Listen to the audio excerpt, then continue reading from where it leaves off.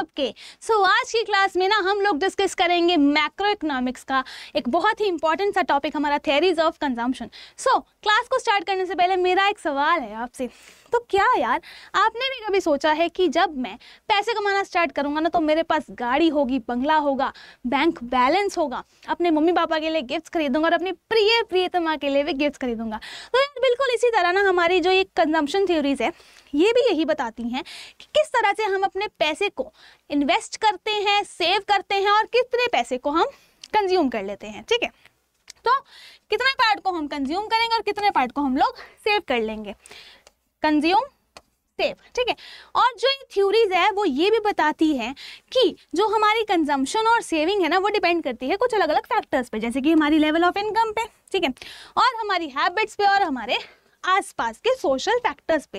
Social factors में कैसे कि अगर मेरे आसपास वालों के पास आईफोन है तो मुझे भी आईफोन चाहिए, ये हो गया मेरा सोशल फैक्टर। ठीक है, अब देखो हमारे पास 4 थ्योरीज हैं कंजम्पशन थ्योरीज, जो कि अलग अलग इकोनॉमिस्ट ने दी है, अलग अलग ईयर में दी है, तो वो चीज़ हमको अच्छे से याद रखनी है। पहली थ्योरी हमको दी थी एब्सोल्यूट इनकम हाइपोथेसिस, हमारी कीन्स ने 1936 में। ठीक है, वो क्या बोलता है कि जो हमारी आज की इनकम है ना उस पर ही हमारा जो कंजम्पशन है वो डिपेंड करेगा, करंट लेवल ऑफ इनकम पे हमारा खर्चा डिपेंड करता है।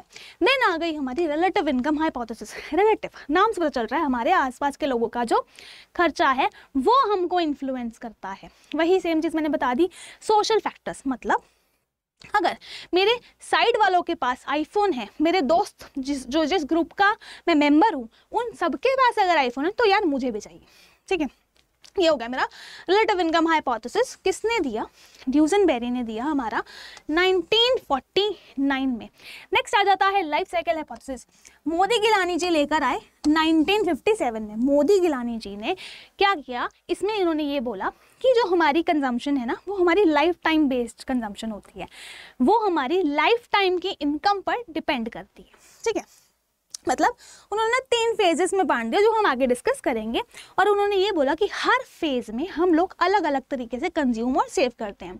नेक्स्ट आ गई हमारी परमानेंट इनकम हाइपोथेसिस। किसने दी? हमारी फ्रीडमैन जी ने दी। ठीक है, 1957 में। अब अगर कीन्स ने कुछ कहा है तो मॉनेटरिस्ट कैसे पीछे रहे, तो ये भी अपना परमानेंट इनकम का हाइपोथेसिस लेके आ गए। इन्होंने क्या बोला कि जो हमारी कंजम्पशन है वो डिपेंड करेगी हमारी परमानेंट इनकम पे। That's it. चलो अब देख लेते हैं फर्स्ट थ्योरी जो कि है हमारी एब्सोल्यूट इनकम हाइपोथेसिस। इन्होंने क्या बोला? कीन्स ने। किसने दी ये? कीन्स ने दी। इन्होंने ये बोला कि जो हमारी कंजम्पशन है वो डिपेंड करेगी करंट लेवल ऑफ इनकम पे, ये हमको पता चल गया। बट उन्होंने ये एक और चीज़ बोली कि जब हमारी इनकम इंक्रीज होती है ना तो हमारी कंजम्पशन भी इंक्रीज होती है, but not in the same proportion. मतलब सेम प्रपोर्शन में हमारी कंजम्पशन इंक्रीज नहीं होती।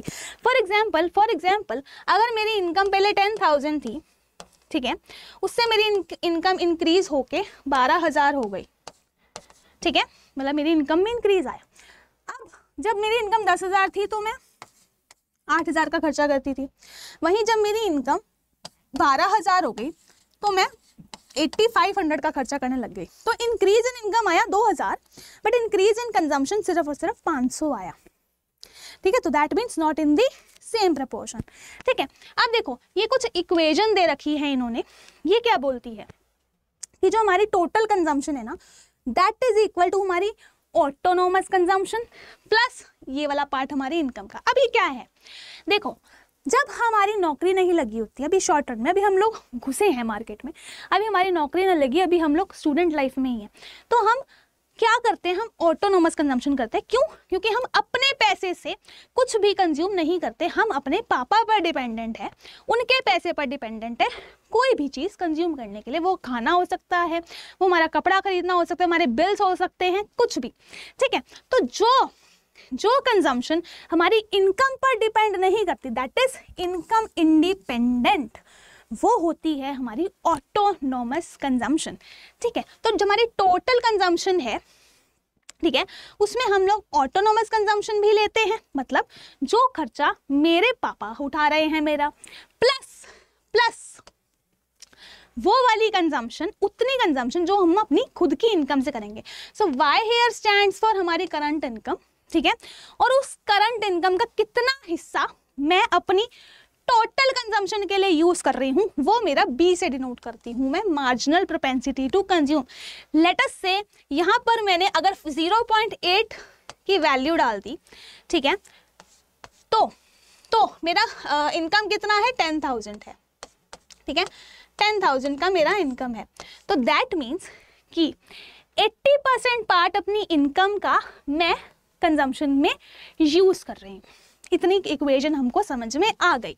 अब देखो, ठीक है, देखो अब एवरेज प्रोपेंसिटी टू कंज्यूम क्या होता है, जितनी इनकम में से, फॉर एग्जांपल मेरी इनकम अगर 10,000 थी, उसमें से मैंने 8,000 रुपीज का खर्चा करा, तो ये हो गई मेरी एवरेज प्रोपेंसिटी टू कंज्यूम। मतलब हर साल या हर महीने की इनकम में से मैं एवरेज अमाउंट देखी जाए तो इतनी तो यूज कर ही लेती हूँ, कंज्यूम कर ही लेती हूँ। सो दैट मीन्स इसको कट करो, 0.8 मेरी एवरेज प्रोपेंसिटी टू कंज्यूम आ गई। वहीं पर जब मेरी चेंज इन इनकम आया था, चेंज कितना आया था 2,000, ठीक है, और कंजम्पशन में उसमें कितना चेंज आया था 500, ठीक है। शॉर्ट रन में हमारी जो इनकम बढ़ी थी वो सिर्फ और सिर्फ 10 से 12 ही हुई थी, ठीक है। That means 1/4 which is equal to 0.25। तो मतलब इनकम में चेंज आने से मेरी कंजम्पशन में कम चेंज आया। मार्जिनल प्रोपेंसिटी टू कंज्यूम भी हमको यही बताती है कि इनकम में चेंज आने से मेरी कंजम्पशन में कितना चेंज आया, तो वो आया ये। अब यहाँ पर शॉर्ट रन की बात हो रही है, दैट मीन्स इनकम में इतना इंक्रीज नहीं आता, प्लस आप ऑटोनॉमस कंजम्पशन भी करते हैं, देयरफॉर जो आपकी एवरेज प्रोपेंसिटी टू कंज्यूम है ना, वो हमेशा ज्यादा रहती है आपकी मार्जिनल प्रोपेंसिटी टू कंज्यूम में। क्यों? क्योंकि आप अभी भी जो कंजम्पशन करते हैं वो पूरी तरह से अपनी खुद की इनकम से नहीं करते, ऑटोनॉमस कंजम्पशन भी आप लोग कर रहे हैं। तो उस लेवल तक पहुंचने के लिए आपकी सैलरी में भी ज़्यादा इंक्रीज आए, सो दैट आप उस ऑटोनॉमस कंजम्पशन को कम कर पाए और ज़्यादा जो खर्च है वो अपनी खुद की इनकम से करें, ठीक है। बट शॉर्ट रन में ये चीज़ पॉसिबल नहीं, क्योंकि इनकम में ज़्यादा इंक्रीज आता ही नहीं है, ठीक है। तो therefore शॉर्ट रन में APC is greater than MPC and long run में ये चीज इक्वल भी हो जाती है और MPC कभी कभी बढ़ भी जाता है APC से, ठीक है। चलो नेक्स्ट देखो, नेक्स्ट हो गया हमारा रिलेटिव इनकम हाइपोथेसिस। देखो ये क्या बोलता है, कौन लेकर आया सबसे पहले, तो ड्यूजनबेरी जी लेकर आए। अब देखो ये है सबसे इंटरेस्टिंग, मेरे दोस्त ने BMW ली है, मुझे भी चाहिए। मेरे दोस्त आईफोन यूज करते हैं, उनका कैमरा बढ़िया है, तो मेरे को भी आईफोन लेना है, ठीक है। मेरे दोस्त हर महीने ट्रैक पे जाते हैं, तो मुझे भी जाना है, चाहे जेब में पैसा हो चाहे ना हो। मतलब मेरी कंजम्पशन, मेरा यूज ऑफ इनकम, मेरा स्पेंडिंग डिपेंड कर रहा है मेरे ऊपर नहीं, मेरी इनकम के ऊपर नहीं, बल्कि आसपास वाली दुनिया कितना खर्चा कर रही है उस पर। यही कहता है हमारा रिलेटिव इनकम हाइपोथेसिस। अगर तुम्हें अपने ग्रुप में अपना स्टेटस मेंटेन करके रखना है तो खर्चा तो करना पड़ेगा, यही कहता है हमारा रिलेटिव इनकम हाइपोथेसिस। देखो क्या बोल रहा है, हम दूसरे का लाइफस्टाइल इमिटेट करते हैं, नकल करते हैं, ठीक है। दूसरा क्या है, स्टेटस ड्रिवन स्पेंडिंग, मतलब अपना रुतबा रखने के लिए ग्रुप में आप क्या करते हो, खर्चा करने लग जाते हो पर्सनल सेटिस्फैक्शन के लिए, कि अगर वो कर रहा है ना तो यार मुझे भी चाहिए, मुझे भी चाहिए। तो अपनी खुद को, अपने आप को सेटिस्फाई करने के लिए भी आप ये वाला खर्चा कर देते हो। एंड अपनी पीआर इनकम कंपैरिजन, मतलब आसपास के लोगों से अपने आप को कंपेयर करके जो आप खर्चा कर देते हो वो आ जाता है आपका सारा रिलेटिव इनकम हाइपोथेसिस में। अब ये दो चीज़ों के बारे में बात करते हैं। ये चीज़ बोलता है, पहली चीज़ कि हम लोग देखा देखी करके खर्चा कर रहे हैं। दूसरी चीज़ देखो सोशल कंपैरिजन, ठीक है।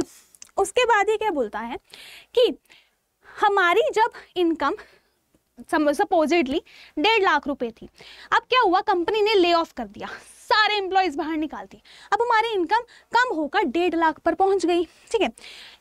जब 1.5 लाख थी 1 लाख पर पहुंच गई, ठीक है। अब क्या हुआ, पहले जब मेरी इनकम ज़्यादा थी तो मैंने उस हिसाब से अपने खर्चे पाल रखे थे। मैंने EMI पे करनी है, मुझे हर साल का वो गोल्ड में इन्वेस्ट करा हुआ है मैंने, तो मुझे उसकी किट्टी पे करनी है। मतलब मैंने अपने खर्चे ना सेट करे हुए थे महीने के हिसाब से। तो क्या होता है, अब जब मेरी इनकम कम हो गई, ले ऑफ किया, तो अब जब मुझे दोबारा नौकरी मिली तो सिर्फ 1 लाख रुपए की मिली। खर्चा मैंने 1.5 लाख के अकॉर्डिंग कर रखा था। तो क्या होता है, बट मैं उस खर्चे को डिनाई नहीं कर सकती क्योंकि अब मेरी आदत बन गई है उतना खर्चा तो करने की ही। तो यही बात इसने कही है कि जब हमारी इनकम में फॉल आता है ना, तो हम अपनी कंजम्पशन को कम नहीं कर पाते। क्या बोला उसने, पास्ट पीक इनकम, पुराने टाइम में जो हमारी ज़्यादा इनकम होती है उसकी वजह से क्या चीज़ क्रिएट होती है, इरिवर्सिबिलिटी इन कंजम्पशन। देखो, डेमोन्स्ट्रेशन इफेक्ट मतलब देखा देखी, ठीक है। उसके पास महंगा फोन है तो मुझे भी चाहिए, ठीक है। आपस में एक दूसरे को देखकर अपनी कंजम्पशन को इन्फ्लुएंस करवा देना। देन आया, हम इसको बोलते क्या है, डेमोन्स्ट्रेशन इफेक्ट बोलते हैं। ओके, उसके बाद आ गया हमारा रैचेट इफेक्ट, मतलब इनकम के कम होने से अगर मैंने कंजम्पशन को कम नहीं किया तो वो आता है मेरा रैचेट इफेक्ट में। समझ में आ गया?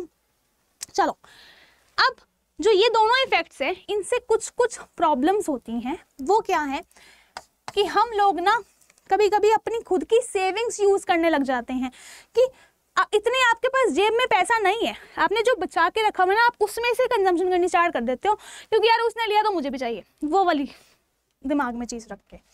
उसके बाद कभी कभी ऐसा भी मौका आ जाता है कि यार उसने अगर BMW लिया ना, तो चाहे मेरे पास पैसा हो चाहे ना हो, मुझे चाहे लोन पे लेनी पड़े गाड़ी, बट मैं तो गाड़ी लूंगा। तो डेट के अंदर उधार के ऊपर आपका सारा फोकस रहता है कि यार उधार में मिल जाए बट चीज़ मिल जाए, ठीक है। तो आप डेट में भी आ जाते हैं। देन हो गया, आपकी कंजम्पशन बढ़ जाती है, मतलब कोई जिस चीज़ की आपको ज़रूरत भी नहीं है ना, आप उसकी भी डिमांड करनी स्टार्ट कर देते हैं, तो आपकी कंजम्पशन बढ़ जाती है। अब देखो, नेक्स्ट आ गया हमारे पास very important life cycle hypothesis. 1957 में आया। किसने दिया? मोदी भाई साहब लेकर आए थे, मोदी गिलानी जी लेकर आए। इन्होंने क्या कहा कि हमारी जो लाइफ साइकिल है ना, वो बटी हुई है 3 फेजेस में। फर्स्ट फेज है हमारा यूथ एज, ठीक है। देन आ गई हमारी वर्किंग एज एंड देन आ गई हमारी रिटायरमेंट एज। अब इस यूथ एज में हम लोग अपने स्किल्स को डेवलप कर रहे होते हैं। 20 to 25 की एज, ठीक है। वर्किंग एज आ गई आपकी 25 to 60 की एज, मतलब इस एज में हम लोग पैसा कमा रहे होते हैं। देन आ गई हमारी 60 एंड अबव, ठीक है, मतलब ये हमारी आ गई रिटायरमेंट की एज। अब इन तीनों अलग अलग फेजेस में आपकी अलग अलग इनकम के लेवल्स होते हैं, आपकी बोरोइंग्स अलग होती है, आपकी कंजम्पशन अलग होती है, आपकी सेविंग अलग होती है। कैसे? देखो, अभी हम लोग यूथ फेज में है अगर, तो इनकम हमारी कहीं से नहीं आ रही बट हमारा खर्चा है, तो हम लोग क्या करेंगे, बोरो करके खर्चा करेंगे, पापा से पैसे मांग के खर्चा करेंगे, तो बोरोइंग करेंगे। कंजम्पशन हमारी ज़्यादा है, इनकम कुछ नहीं है, तो consumption is greater than income. And saving तो भाई साहब बिल्कुल ही नल बटा नल है ही नहीं। उसके बाद वर्किंग एज में क्या हुआ, वर्किंग एज में हमारी इनकम अब ज़्यादा है, उसमें से हम लोग क्या कर रहे हैं, कंजम्पशन ज़्यादा कर रहे हैं, कंजम्पशन कम कर रहे हैं और इनकम हमारी ज़्यादा है। दैट मीन्स अब हमारे पास सेविंग के लिए भी पैसा बच जाता है, तो हम लोग क्या करते हैं, उस एज में सेव करना स्टार्ट कर देते हैं और बोरो नहीं करते, ठीक है।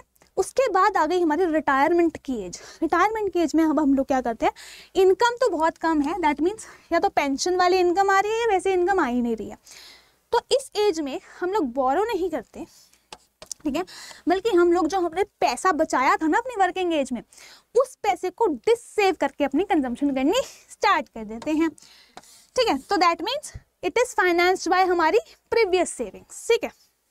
उसके बाद देखो, अर्ली करियर, वर्किंग ईयर्स के बाद हमारा रिटायरमेंट के बाद हमारी जो हम लोग पैसा हमने बचाया है उसी में से कंजम्पशन करनी स्टार्ट कर देते हैं। एक एग्जांपल के थ्रू, स्टूडेंट अर्ली करियर में उसका खर्चा क्या है, he spends on rent, food and studies, तो वो क्या करता है, बोरो करता है टू मेंटेन हिज लाइफस्टाइल, ठीक है।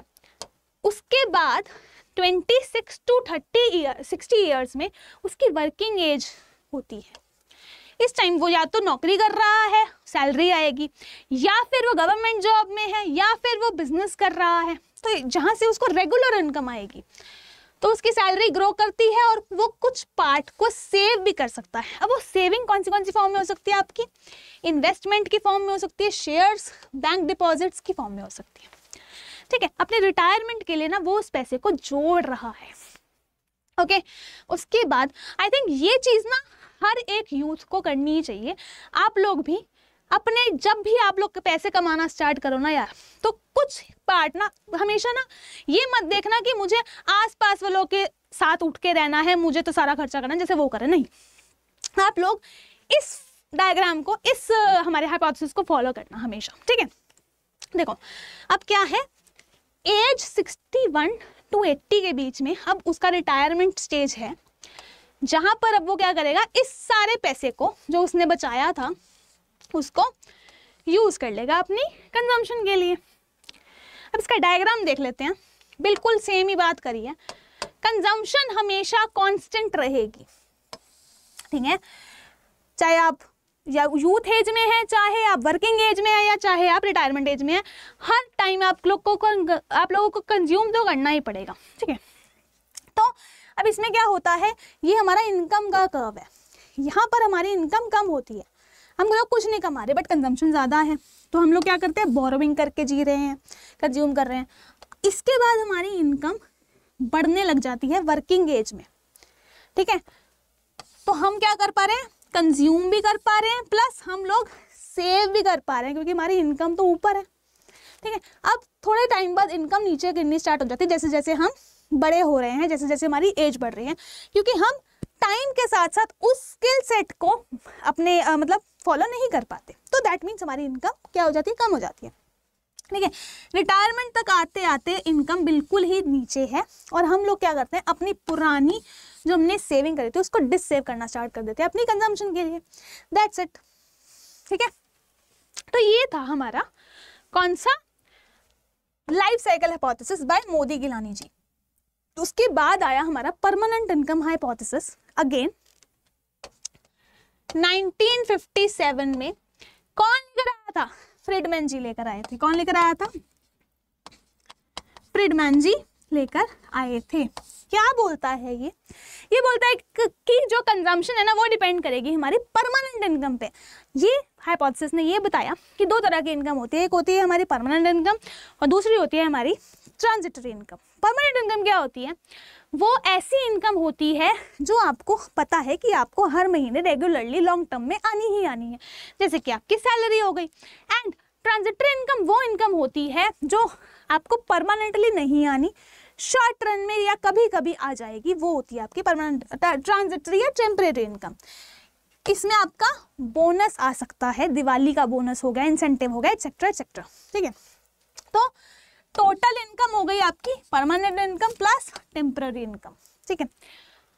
अच्छा अब देखो आगे, ये कुछ एग्जांपल्स हैं परमानेंट के as well as transitory income के। मंथली सैलरी क्या है, परमानेंट इनकम का एग्जांपल है। स्टेबल बिजनेस का प्रॉफिट, हमने जो बिजनेस से पैसा कमाया वो भी स्टेबल एक एवरेज अमाउंट है, वो हर महीने आ रही है, हर रेगुलरली आ रही है, तो वो आपका प्रॉफिट हो गया, आपका परमानेंट इनकम का पार्ट हो गया। Then average farm income, agricultural income, अगर कोई बंदा एग्रीकल्चर का काम कर रहा है तो उसको जो इनकम रेगुलरली आएगी वो उसकी परमानेंट इनकम में होगी। देन ट्रांजिटरी में आ गया आपका बोनस, लॉटरी और हाई प्रॉफिट ईयर। बोनस हमको पता है दिवाली बोनस वगैरह मिलता है, वो टेम्परेरीली मिलता है, एक महीने में कभी कभी मिल जाता है, ठीक है। देन लॉटरी, लॉटरी में अब हर बार तो आप लोग लॉटरी अगर खरीद रहे हो तो आप हर बार तो नहीं जीतोगे, इतनी अच्छी किस्मत नहीं है, तो कभी कभी जब लॉटरी लग जाती है तो भी हमको वो टेम्परेरी इनकम आ जाती है। And then high profit year. उसके बाद अब देखो consumption is a function of हमारी कुछ पार्ट ऑफ परमानेंट इनकम, ठीक है। और ये बाकी सारे formulas, current income is equal to Y which is equal to हमारा परमानेंट प्लस ट्रांजिटरी इनकम। उसके बाद ये सारे permanent consumption is equal to कुछ part of permanent income, then total consumption हमारी कुछ पार्ट ऑफ ट्रांजिटरी प्लस कुछ part of permanent. अच्छा, जो ट्रांजिटरी कंजम्पशन है ना वो सिर्फ ट्रांजिटरी इनकम पे डिपेंड करेगी। फॉर एग्जांपल टेम्परेरी इनकम, मुझे फॉर एग्जांपल बोनस मिला, ठीक है, तो ये मेरी क्या होगी, ट्रांजिटरी इनकम हो गई। अब इससे जब मैंने गोल्ड परचेज कर लिया दिवाली के टाइम पे, तो ये मेरी ट्रांजिटरी कंजम्पशन हो गई, ठीक है। अच्छा, अब आ गए हमारे क्वेश्चंस। तो क्या बोल रहा है question, according to Duesenberry relative income hypothesis consumption depends on current income, past peak income and relative income, permanent income या फिर लाइफ साइकिल इनकम। देखो करंट इनकम की बात हमारी कीन्स ने करी थी एब्सोल्यूट इनकम में, तो ये तो नहीं हो सकता। देन आ गया हमारा पास्ट पीक इनकम और रिलेटिव इनकम, ये हो सकता है क्योंकि ड्यूजनबेरी ने रैटचेट इफेक्ट और हमारी डेमोन्स्ट्रेशन इफेक्ट की बात करी थी, ठीक है। ये क्वेश्चन हमारा दैट मीन्स सेकेंड ऑप्शन हमारा करेक्ट ऑप्शन है, ठीक है। उसके बाद देखो अब आप नेक्स्ट क्वेश्चन, ये क्वेश्चन है आपका होमवर्क, एजर्शन रीजनिंग का क्वेश्चन है ये, ठीक है। अगला देखते हैं, which theory best explains why people save during the high income years. ये क्या है, working age years, okay, and borrow during the low income years. जब इनकम कम होती है तो वो लोग बोरो क्यों करते हैं, ये हमारा यूथ स्टेज। तो ये किसने कहा, कौन सी थ्योरी ने कहा, हमारी लाइफ साइकिल हाइपोथेसिस ने कहा। डन। अब आ गया मैच द कॉलम, पहले इस साइड को पढ़ेंगे। Consumption depends on current income, किसने बोला, कीन्स ने 1936 में एब्सोल्यूट इनकम हाइपोथेसिस में। Consumption depends on income relative to others, relative income hypothesis Duesenberry कब, 1949 में।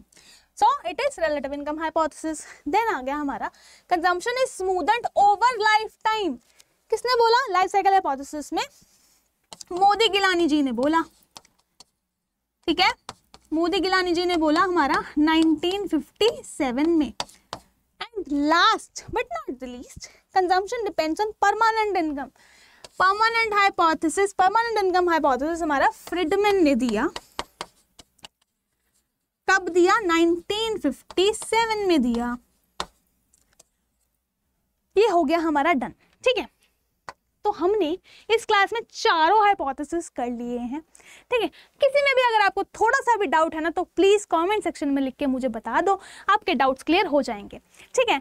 और वो जो क्वेश्चन दिया है ना उसका भी मेरे को आंसर चाहिए कमेंट सेक्शन में, ठीक है। तो चलिए क्लास को यहीं पर खत्म करते हैं। आई होप आपको ये वीडियो बहुत अच्छी लगी होगी, आपके सारे कॉन्सेप्ट्स एकदम से क्लियर हो गए होंगे, ठीक है। सो मिलते हैं हमारी नेक्स्ट वीडियो में, तब तक के लिए शुक्रिया, धन्यवाद।